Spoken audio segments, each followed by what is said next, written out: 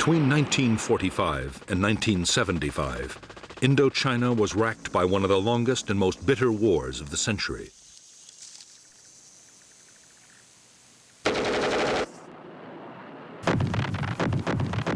The battle for Vietnam drew in millions of soldiers, Vietnamese, French, American, Australian, Korean, and British, and profoundly affected the lives of vast numbers of civilians.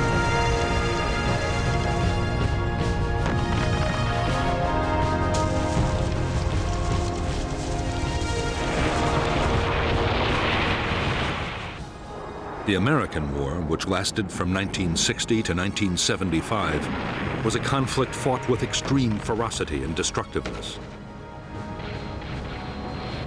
There was, on the ground, a guerrilla war of firefights, merciless search and destroy operations, and endless sieges, and also an air war of extreme intensity.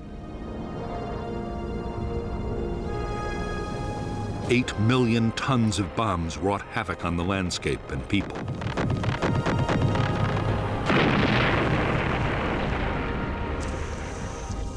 The war that cost 1.3 million lives, including 58,000 American dead, was about much more than the fate of one small country.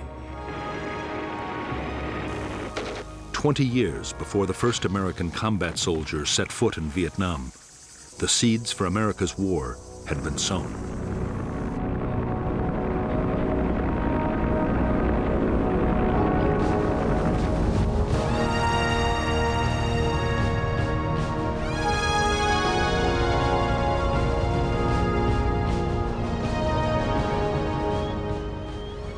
With the partitioning of Europe, east and west, after World War II, the Western powers were on the alert for communist gains in the territories of the old empires. Soviet expansion in Europe was perceived as the greatest threat.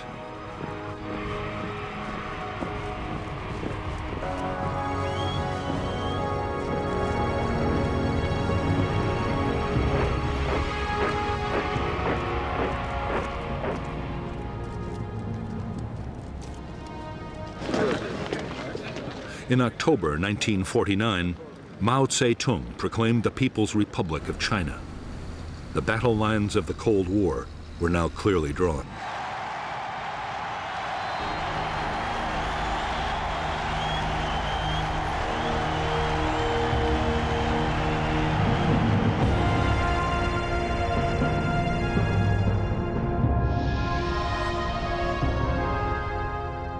To American strategists, the communist victory in China fueled the fear of Soviet and communist expansion.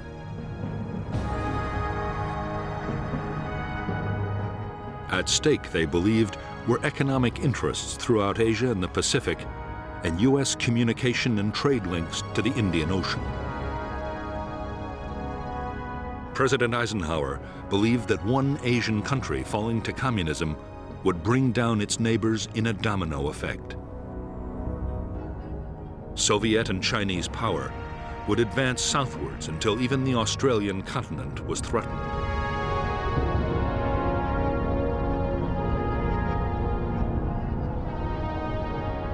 It was Indochina that seemed to hold the key to the future of southern Asia. The region bordered the newly created Chinese People's Republic and was still a French colony. French strategy was to hold on to power by creating puppet states in Vietnam, Laos, and Cambodia. The biggest obstacle to the French plan was the Viet Minh, a huge Vietnamese independence movement.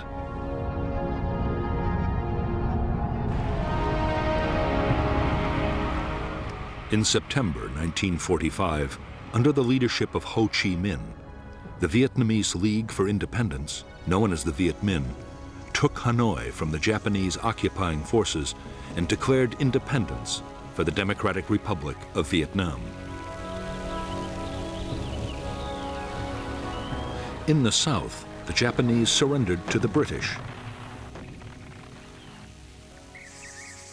However, France still considered Vietnam her colony. General Gracie, the British commander, ordered the Japanese rearmed to fight the Viet Minh to retake the colony. Thus the French Indochina War began.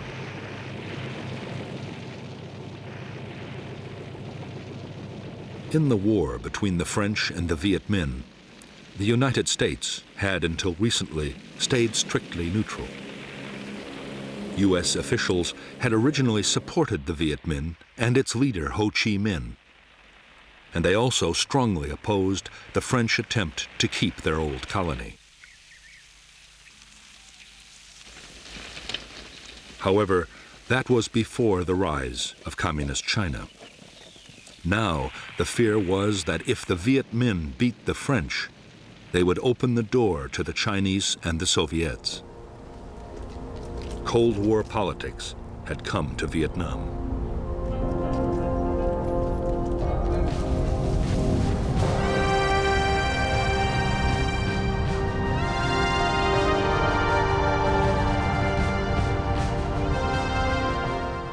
The Soviet Union and China recognized the Viet Minh as the only legitimate government of Vietnam in January 1950.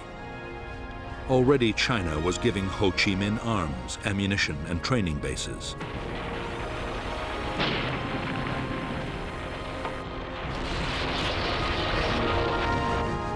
The United States, for its part, recognized a French creation, the State of Vietnam, and U.S. President Harry Truman approved a program of military and economic help. But even before the order was signed, the situation changed dramatically.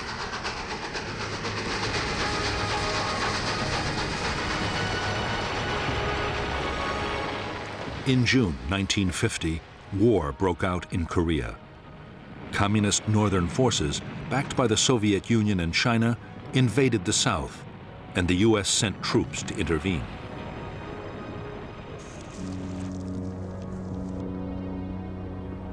By October, American units were locked in combat with Chinese divisions on the Korean battlefield. Now, it seemed to the United States more important than ever to contain China on every possible front. That meant a massive increase in backing for the French in Vietnam.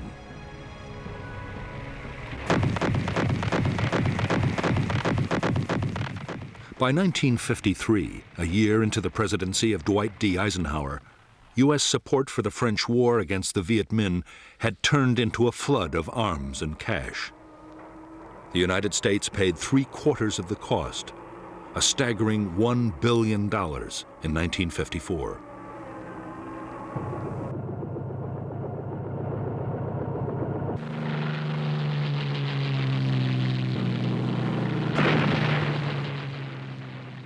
The problem was that even with colossal American aid, the French were failing to beat the Viet Minh. The guerrillas now numbered 120,000 trained troops, backed by 200,000 local fighters.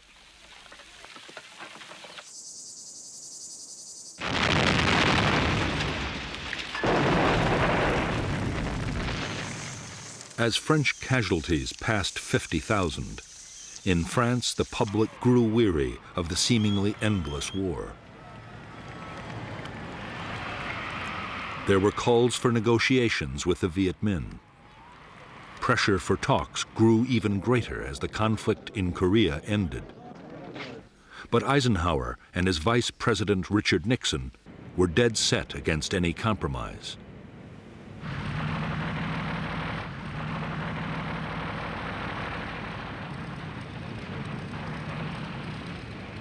In spite of U.S. opposition, some kind of peace effort in Indochina looked inevitable. The hope was that the French might win a major battlefield victory and so strengthen their hand in any talks. The result was a plan for a big offensive in late 1953. The main effort would be in southern Vietnam, but the French also meant to launch a blocking operation in the north that just might deliver a major victory.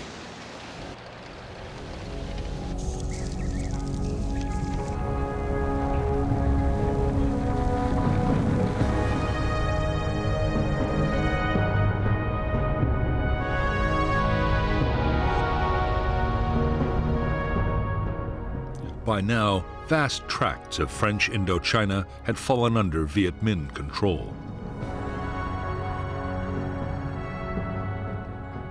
In the northeast of Vietnam, the only French territory was an enclave around Hanoi. The insurgents' main military stronghold was in the Viet Bac, a mountainous region near the Chinese border. To the Viet Minh, already in control of vast areas of Laos, its royal capital, Luang Prabang, offered a tempting target, and the French were keenly aware of the danger.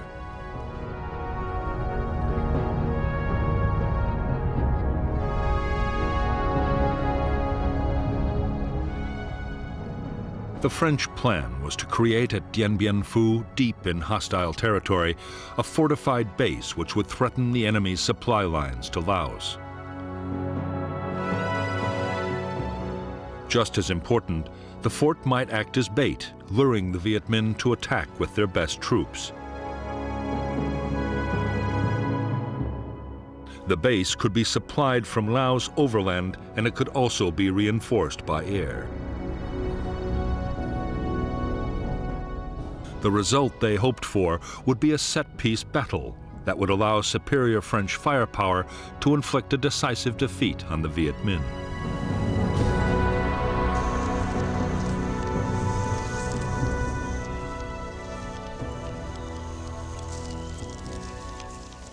In late November 1953, the Viet Minh's 316th Division advanced towards Laos, just as the French had expected. On November 20th, 800 elite French paratroopers, including a battalion of the Foreign Legion, were dropped near Dien.Bien.Phu. The reaction of the Viet Minh was to march elements of 5 more divisions towards the French camp.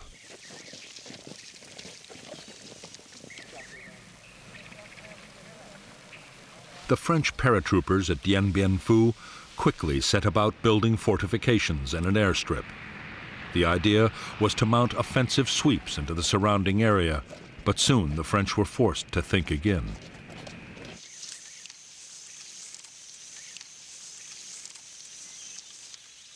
As the Viet Minh massed around the base, it became suicidal to venture far outside. Within 2 months, as the noose around Dien.Bien.Phu was drawn ever tighter, even a fighting withdrawal was no longer an option for the French.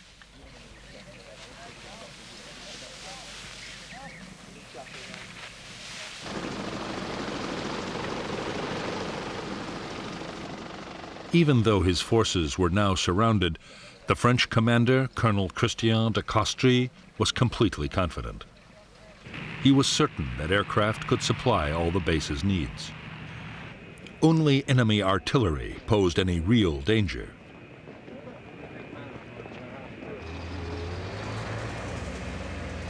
Some Viet Minh guns had begun to fire on the base, but the French were sure that only a handful could have been deployed in such difficult hilly terrain.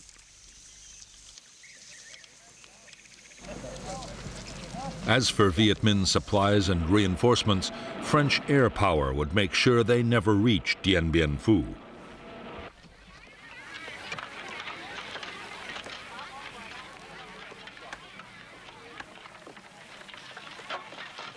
Even though up to 100 French planes attacked Viet Minh supply routes every day, their efforts were having little effect. Too often, aircraft were grounded by the weather, and in any case, the Viet Minh were masters of camouflage and deployed huge numbers of anti-aircraft guns.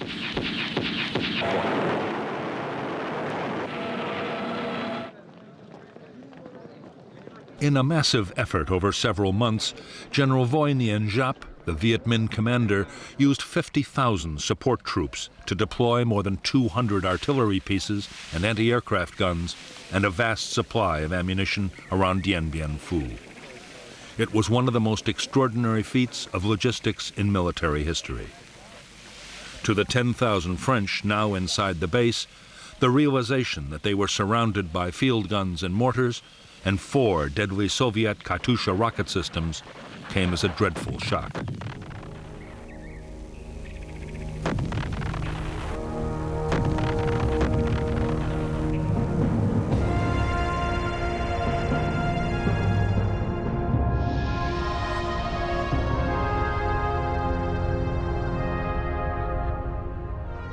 The French base at Dien.Bien.Phu had been sited on a flat valley floor.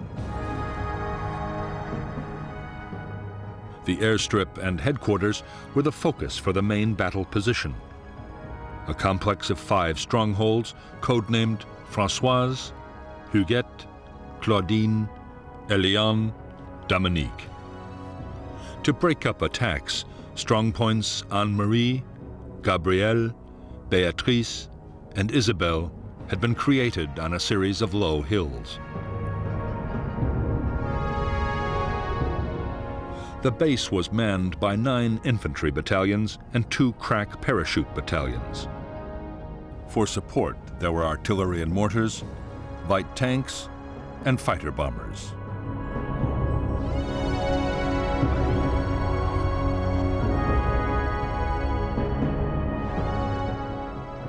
By early March 1954, 49,000 Viet Minh had deployed around Dien.Bien.Phu. 3 infantry divisions and 2 independent regiments were supported by the field guns of the 351st Heavy Division on the hills to the east, and by heavy mortars on all sides. Anti-aircraft guns were secretly placed to cover the air routes in and out of the valley.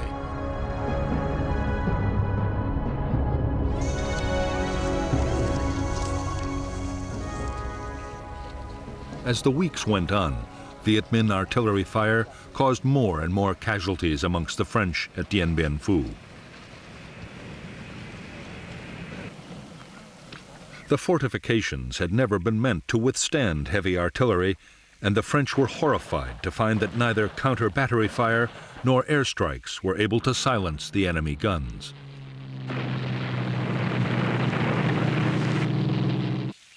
They were too well dug in to hillside caves and bunkers, and too well camouflaged. Any day now, the French knew, they would face an all-out enemy attack. It came on March 13th, 1954.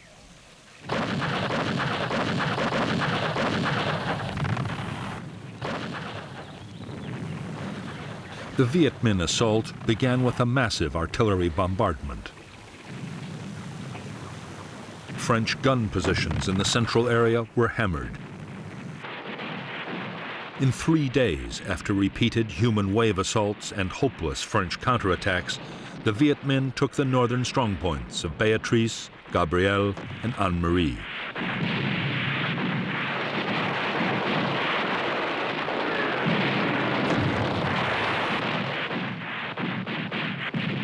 The loss of their northern outposts cost the French 1,500 men. The Viet Minh had suffered much worse, nearly 7,000 killed and wounded, but they had proved that the French defenses could be overcome.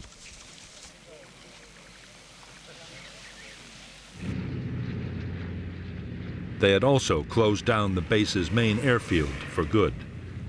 The French would now have to depend on parachute drops for supply and reinforcement.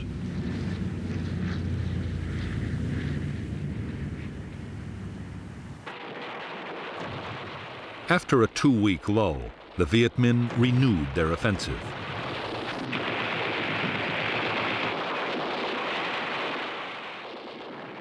The battle raged for a fortnight, with the French contesting every foot of ground. In the end, shocking Viet Minh casualties forced General Giap to pause. Meanwhile, the French situation was getting desperate. Ammunition and food was short, and 3,000 wounded were trapped inside the base in appalling conditions.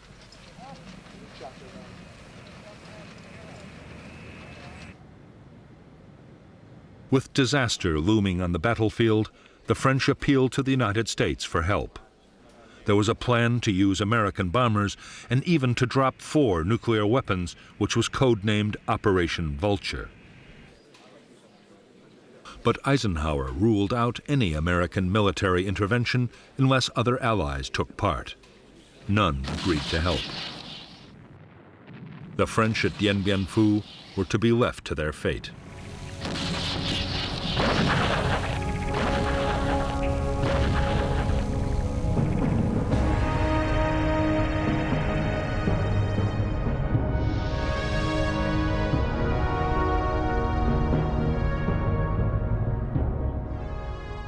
Although the outpost Isabelle was still in French hands, it was by now cut off from the central stronghold at Dien.Bien.Phu. Besieged by the Viet Minh 304th Division, Isabelle was under heavy artillery fire. Incredibly, although attacked time and time again, the post would hold out until the very end of the battle.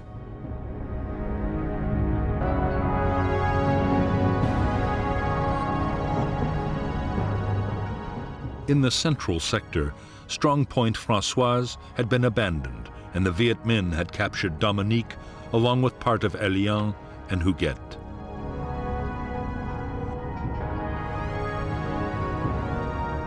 However, there were two new strong points, Sparrowhawk and Juno.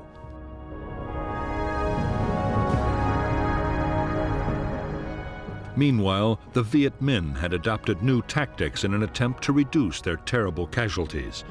Secretly, they had dug more than 50 miles of trenches, creeping right up to the French perimeter. The final Viet Minh assault came on the night of May 1st, 1954.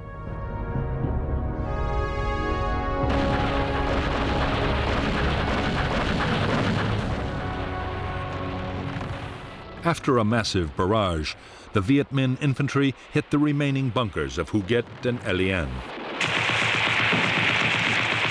In spite of fierce French resistance, positions fell one by one until, on the evening of the sixth day, a huge mine demolished part of Elian and its last bunkers were overrun.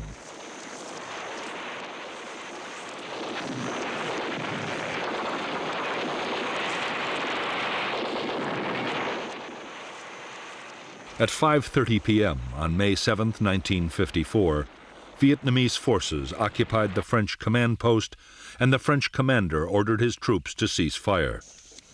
It was 55 days to the minute since the battle had begun. At Dien.Bien.Phu, 3,000 French troops had been killed and 8,000 wounded. The Viet Minh had suffered much worse, with more than 8,000 dead and 12,000 wounded. But for them, the outcome had still been a triumph. On the eve of an international conference on Indochina, they had shattered France's resolve to carry on the war.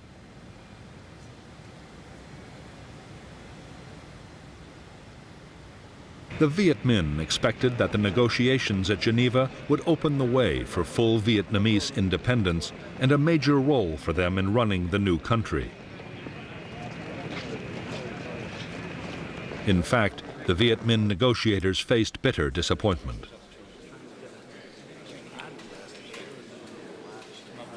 Behind closed doors, Chinese Prime Minister Zhou Enlai struck a deal with the French and forced Ho Chi Minh to agree that the country be divided into two zones.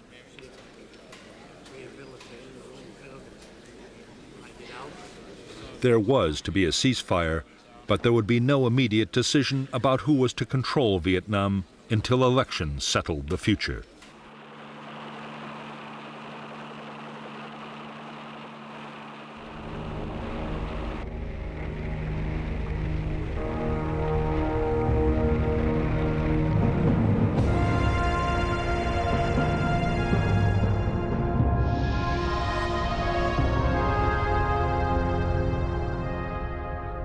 After Dien.Bien.Phu, the Viet Minh had controlled nearly 3/4 of Vietnam and parts of Laos and Cambodia.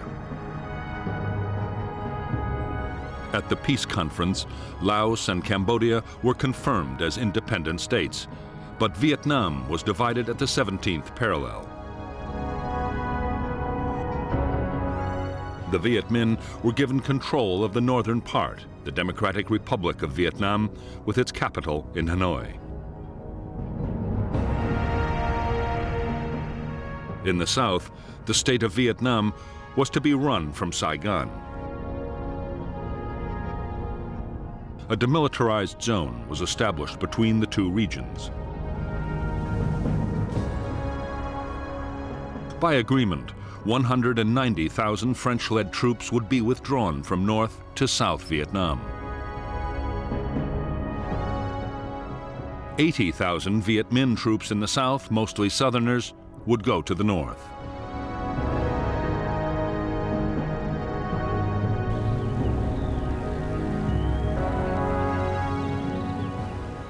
For the French, the prospect of withdrawing from the northern part of Vietnam was deeply humiliating. However, they still assumed France would continue to play a major role in the south. The illusion would not last for long. France's role was already being taken over by the United States.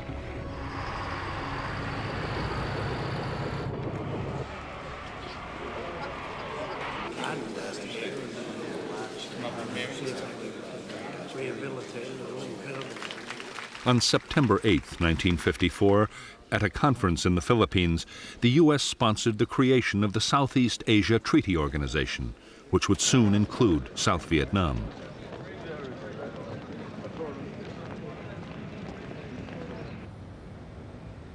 The Americans were now dealing directly with the new South Vietnamese government, led by Prime Minister Ngo Dinh Diem. They had begun to bypass the French completely.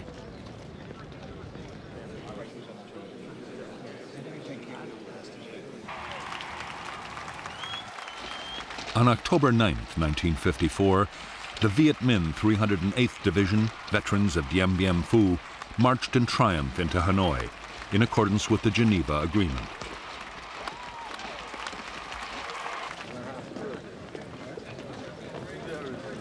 At the same time, the last French troops in the north prepared to leave. With them went 850,000 refugees, encouraged by a CIA black propaganda campaign and fearing for their future under Viet Minh rule.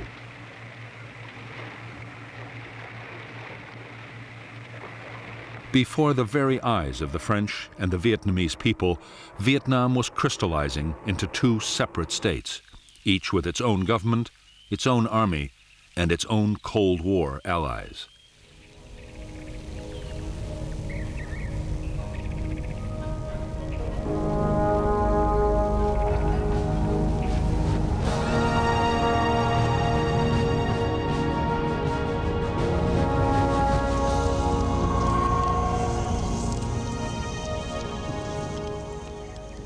For Ho Chi Minh, the North Vietnamese president, the years following the Geneva Agreement were bitterly disappointing. Ho was adored by millions of Vietnamese, North and South, as the man who'd driven out the French. But he had only won half a victory. South Vietnam, backed by the United States, refused to hold the elections that had been agreed at Geneva, the elections Ho had counted on, in which the U.S. knew he would win, to reunify the country. Everything pointed to the fact that the division of Vietnam would be permanent.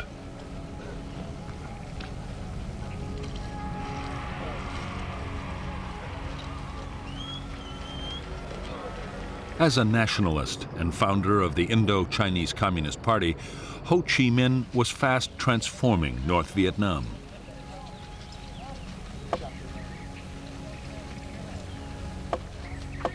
The party took control of almost every sphere of life. The reconstruction of the war-ravaged economy was pushed ahead at incredible speed.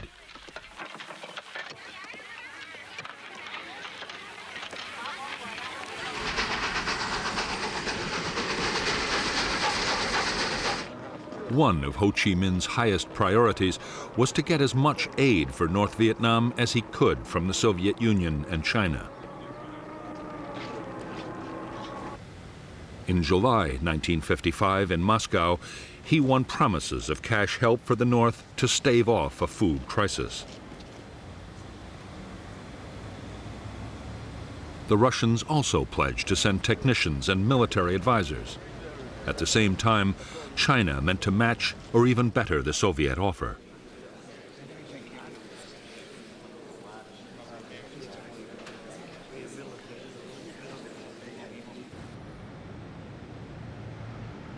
Although Ho Chi Minh's greatest ambition was to reunify North and South Vietnam, so far he had urged his followers to be patient.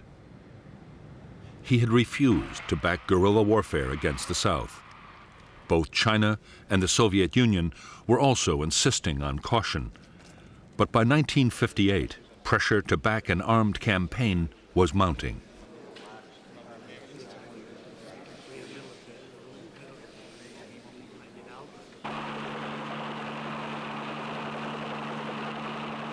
The tens of thousands of southern Viet Minh soldiers who came north after the Geneva Accords were by now restless and homesick. There was more pressure from inside the South, where the Viet Minh that had stayed behind were being wiped out by the new regime.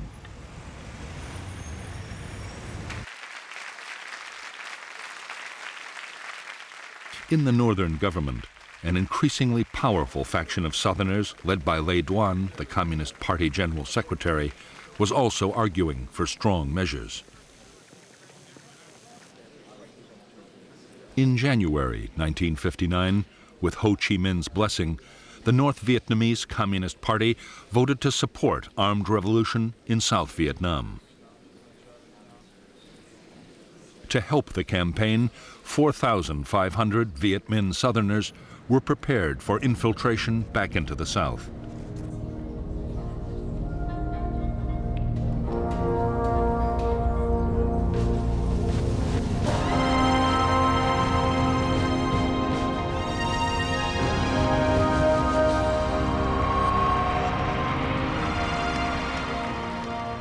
By 1957, 2 years after taking power in South Vietnam, Ngo Dinh Diem had impressed the United States.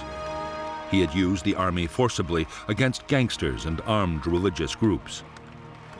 It had looked for a while as if President Diem could create a viable non-communist state in South Vietnam and win the support of the Southern people.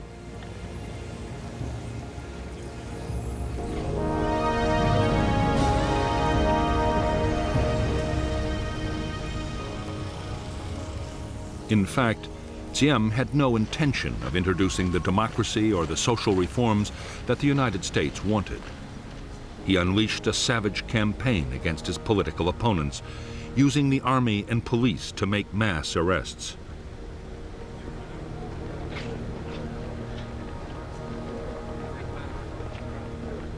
There was widespread torture and summary executions. At the same time, Diem's own family built up enormous wealth and power, while most of the South Vietnamese continued to live in dire poverty.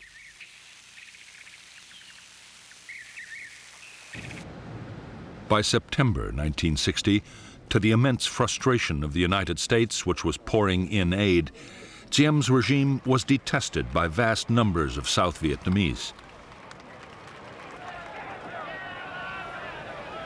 There was already virtual civil war, with armed rebellions breaking out all over the country. Increasingly, the revolts were being led by nationalist and communist guerrillas, and some trained men infiltrated down from the north.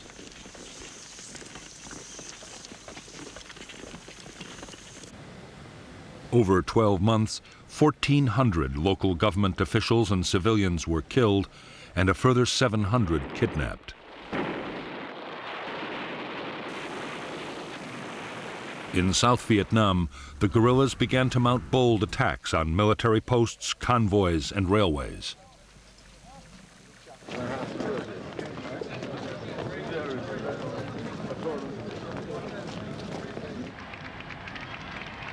As events in South Vietnam spiraled towards chaos, in January 1961, John F. Kennedy took office as the 35th President of the United States. Almost at once, Kennedy faced a series of Cold War crises. Soviet Premier Nikita Khrushchev was preparing to resume atmospheric testing of atomic weapons. Khrushchev also promised to increase Russian support for communism around the world.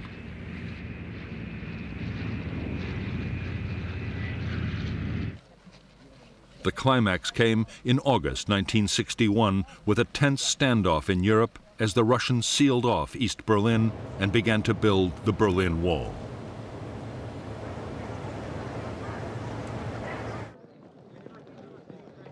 Kennedy's reaction to the sense of mounting threat was to order a massive strengthening of American defenses. He ordered the call-up of 150,000 military reservists. A program was launched to build public nuclear fallout shelters right across the United States.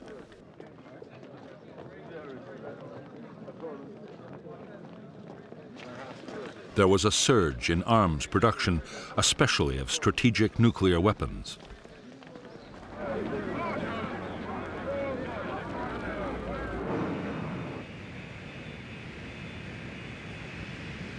With so many immediate crises demanding the attention of the president, Vietnam was far down the White House agenda. All the same, concern was growing.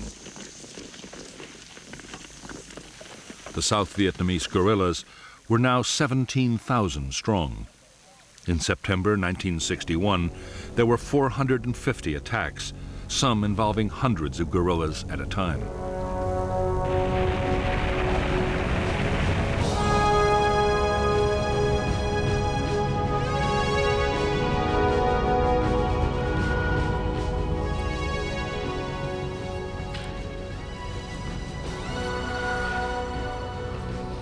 Shortly after the decision to mount an armed revolution in South Vietnam, an organization had been created to control the military and political effort.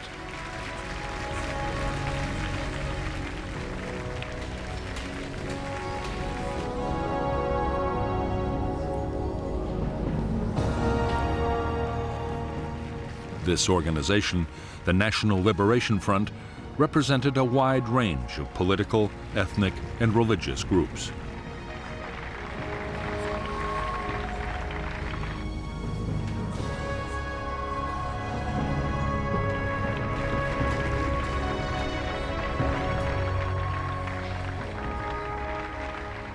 The military wing of the NLF was the People's Liberation Army.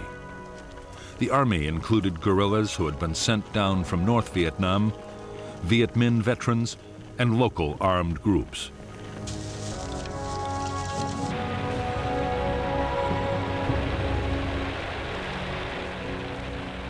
The main purpose of the force was to support the political battle, and the civilian leaders of the front kept tight control.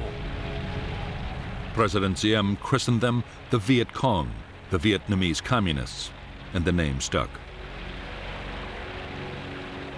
The Viet Cong meant to follow the same kind of political and military strategy that had won the war against the French. Politics, diplomacy, and violence would be carefully coordinated so each always worked with the others. For the time being, military activity would take second place to the political effort. Many hoped that a full-scale war would never be necessary. Others, particularly those closely connected with the North, saw a military campaign as the key to victory and expected it to pass through 3 critical stages.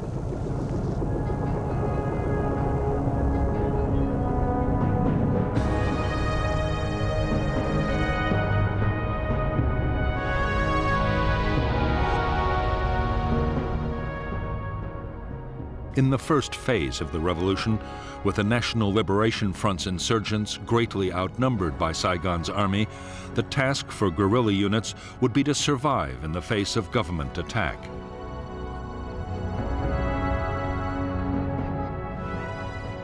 Safe base areas would be created as defensive sanctuaries and as springboards for small-scale guerrilla attacks. In the second phase, the insurgents would deploy larger units and would seek out bigger battles. The opposing forces would be more evenly balanced, and under relentless pressure, the enemy would become defensive and static.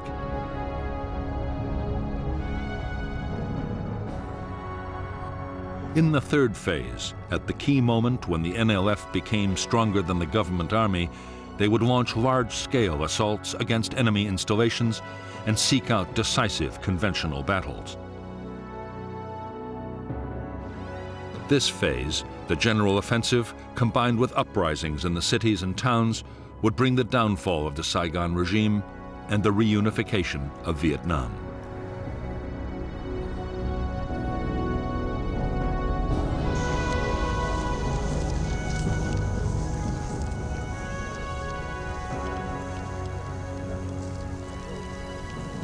While the revolution was in its early phase, the NLF meant to build up its organization as fast as it possibly could. Political agents founded dozens of associations to bring every kind of support into the movement.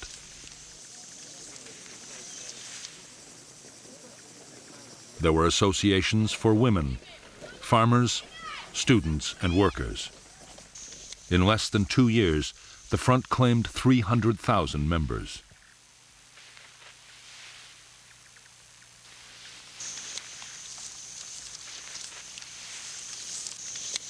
At the same time as it built up grassroots support, the NLF meant to intensify its military operations.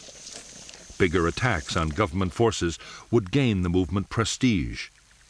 Meanwhile, intensive training and preparation by North Vietnamese officers would forge the Viet Cong into an efficient and formidable fighting machine.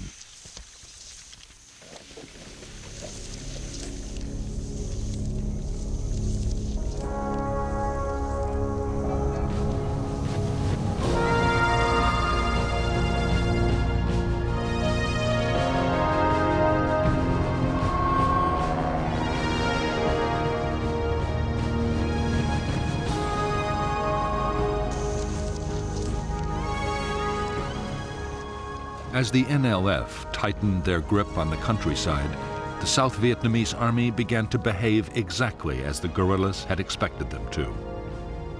They grew increasingly defensive, staying in fortified posts and never venturing out after dark.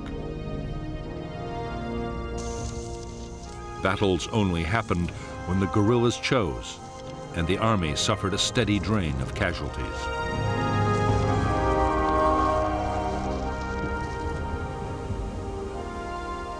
By now, there were 900 American military advisors in South Vietnam, charged with building up and training the South Vietnamese armed forces. They were appalled by the Army's dismal performance against the guerrillas, but saw no reason why the South Vietnamese shouldn't be able to cope. What they wanted was a much more aggressive approach.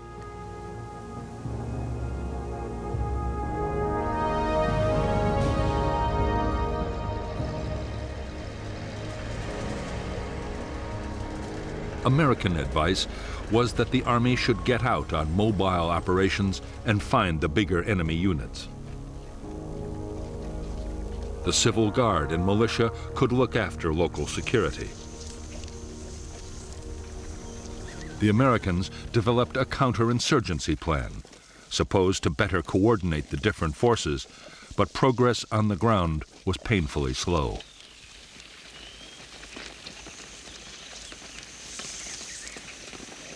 While the handful of American personnel struggled to improve the situation inside South Vietnam, in Washington, military planners worried about the external threat.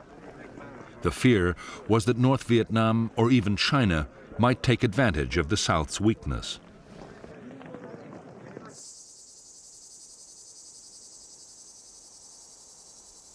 Already, with the approval of the White House, a contingency plan had been drawn up for putting in American combat troops if an invasion looked imminent.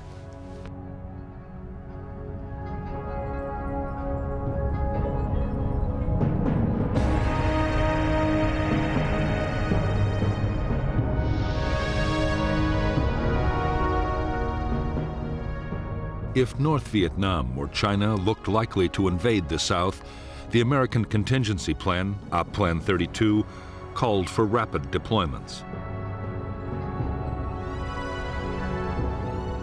A Marine Expeditionary Force would be based at Da Nang, an Army division near Saigon, and another near Pleiku. another division might be sent to bolster Thailand.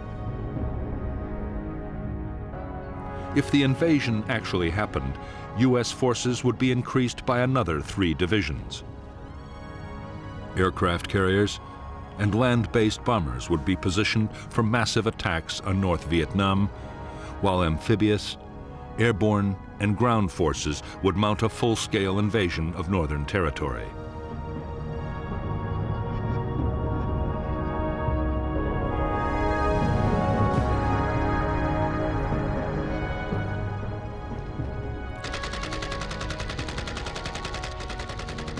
By now, the guerrilla war in South Vietnam looked so dangerous that American military planners believed the country might collapse even without a northern invasion. The Joint Chiefs of Staff, the President's military advisors, argued that the best option was to implement Op Plan 32 anyway and put 3 divisions into South Vietnam. The first 20,000 men would show the United States was serious. They believed the rest, up to 70,000 troops, would be enough to clean up the guerrilla threat altogether.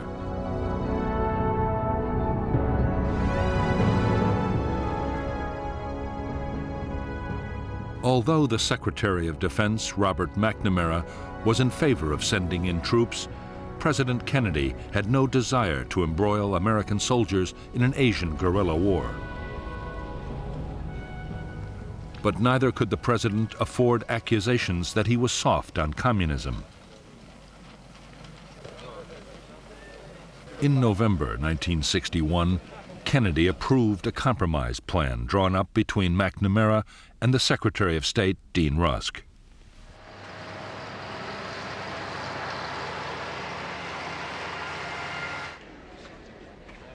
Phase 1 of the Vietnam Plan would see a big increase in financial support for the South Vietnamese Army.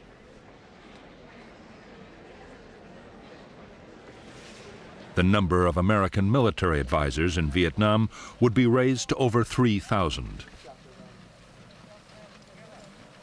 More American equipment would be sent, including helicopters, 300 pilots to fly them, and maintenance personnel. For the time being, the president put off a decision on the second phase, the possible deployment of American combat troops.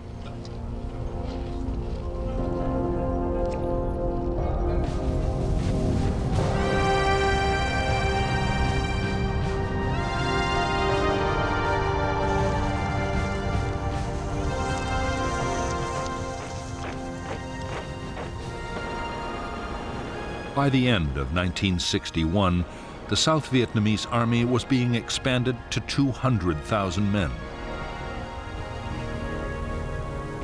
South Vietnam also had Marine units, a small Air Force flying American aircraft, and a Navy for coastal patrol.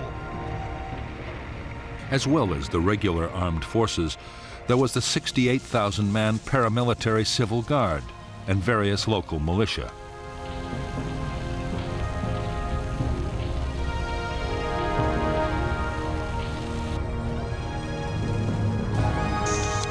Since the United States had started rebuilding the South Vietnamese Army back in 1955, the force had been organized, armed, and trained to fight large-scale battles.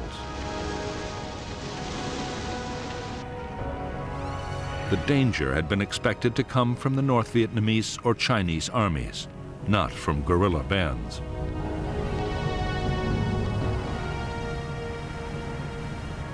Commanders had been taught to mount big operations and to use massive firepower wherever they could. In fact, the South Vietnamese Army's entire structure and military doctrine had been copied wholesale from the United States Armed Forces.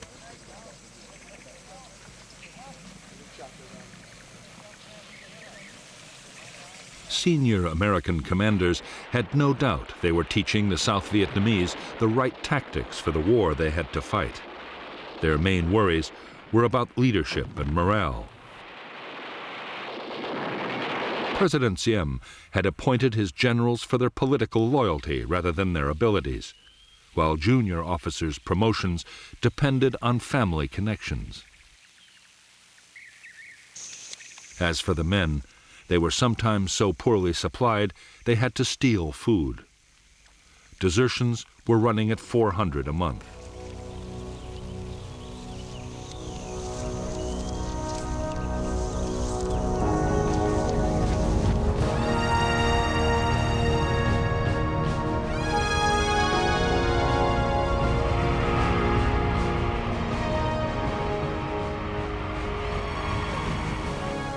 As the NLF guerrillas began recruiting and training all over South Vietnam, they quickly built up their combat forces to 17,000 men and women. These were the main force troops, uniformed and trained to fight anywhere in units hundreds strong. Main force battalions were under the direct control of the NLF High Command, and a high proportion of their officers were trained troops from the north.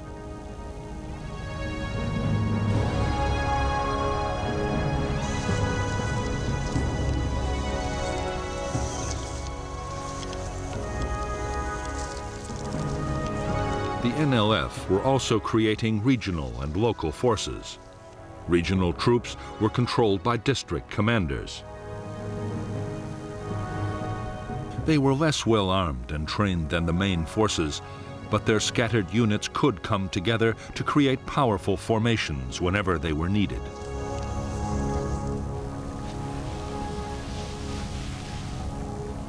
Local guerrilla units were based in the villages. They were part-time soldiers whose main job was to defend areas where the NLF was gaining control. In villages where the movement's influence was weaker, they served to intimidate opponents and show the wishes of the NLF were always to be taken seriously.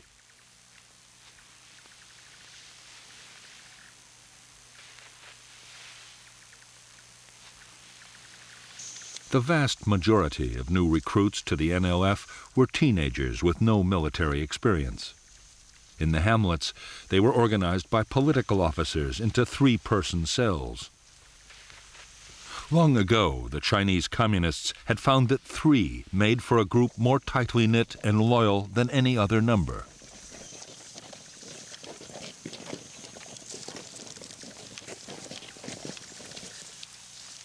Although some weapons from the north, including Chinese mortars and machine guns, were beginning to reach NLF units, most guerrillas had to use whatever they could get. Rifles and equipment captured from the government army or left over from the French War made up the bulk of the arsenal.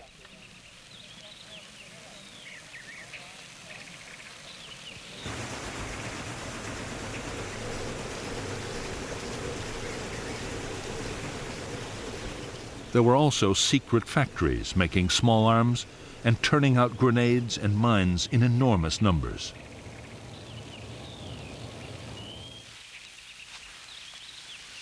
Local forces depended on even more primitive weapons. Some were designed mainly to frighten intruders, but others were extremely dangerous. Punji traps, sharp spikes hidden in pits, could easily disable an enemy soldier. Punjis were often contaminated to increase the risks of infection.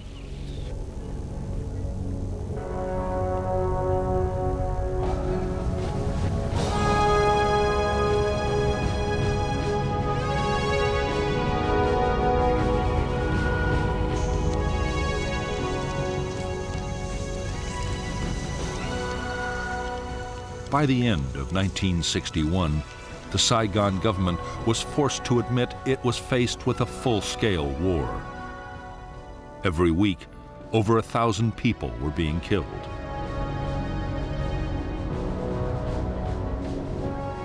All over the country, the NLF were organizing whole districts along communist lines, controlling education, health, and agriculture.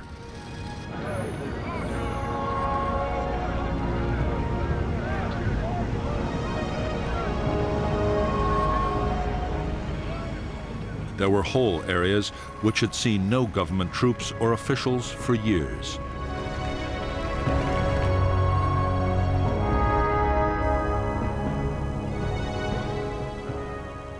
In spite of all the setbacks, American military advisors in South Vietnam were still confident the fight against the communists could be won. By this time, they themselves were getting more deeply involved in the battle. Advisors were strictly forbidden to engage in actual combat, but the reality of war was starting to take over.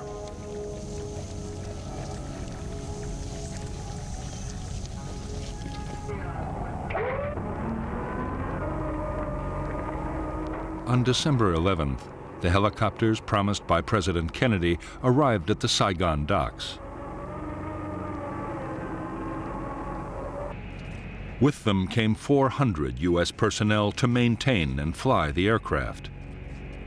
Within weeks, the helicopters and their American pilots would be in action on the Vietnamese battlefield.